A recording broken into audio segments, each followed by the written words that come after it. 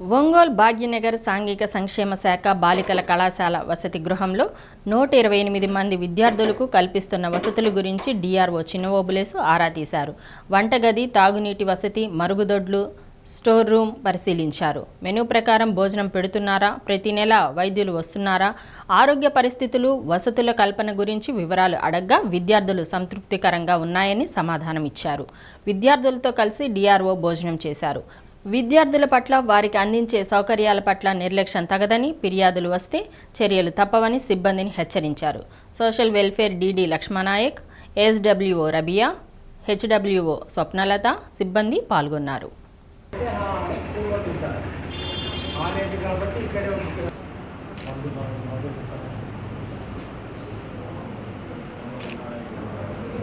ఏది ఆ బాటిల్ ఎక్కడ?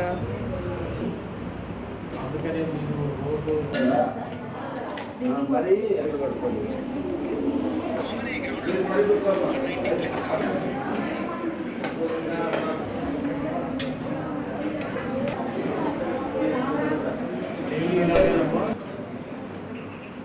రోజులాగే ఉంటారా?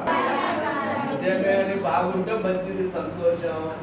బాగా ఫెసిలిటీస్ ఉన్నటువంటి అక్కడ నంబర్ 1, నంబర్ 2 హాస్టల్స్ దగ్గరికి షిఫ్ట్ చేయాలన్నది ఆలోచన. ఇంకా అక్కడ రూమ్స్ కొంత పెంచాలేమో, పెంచి ఇక్కడ ఉన్నటువంటి 120 మంది స్టూడెంట్స్ని ఒక ఫ్లోర్ క్లియర్ పైన కింద ఉంది. అది చాలా సౌకర్యాలతో కూడుకున్నటువంటిది.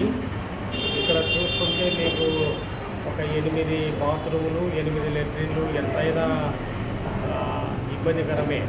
పైగా అందరు లేడీస్. నీట్నెస్ ఉంటుందా? అంటే నీట్నెస్ లేకపోతేనే సమస్యలన్నీ. ఇప్పుడు బాగా జలుబు, తర్వాత అంటువ్యాధులు ఇవన్నీ వస్తున్నాయి. దయచేసి అందరూ శుభ్రంగా ఉండండి. తొందరలో అంటే వచ్చే సంవత్సరం ఏప్రిల్ నెలలోనే మీకు అక్కడ షిఫ్టింగ్ చేస్తాము. అక్కడ చాలా సొఫిస్టికేటెడ్